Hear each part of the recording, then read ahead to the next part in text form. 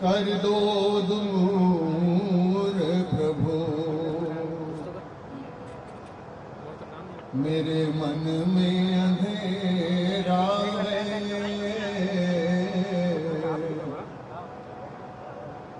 जब से तेरी लगन लगी हुआ मन में सवेरा है।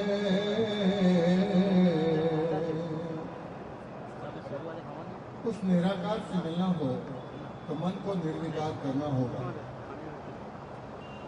मन निर्विकार होगा समाधि से पहले ध्यान करना होगा, ध्यान से पहले मन को शांत करना होगा और मन से पहले देह को ठीक करना होगा। बहुत सारी बातें हैं। आइए भगवान के चरणों में हम समर्पण कर रहे हैं। समर्पण कर दो दूर प्रभु मेरे मन में अंधेरा है, जब से तेरी लगन लगी हुआ मन में सवेरा है। कर दो दूर प्रभु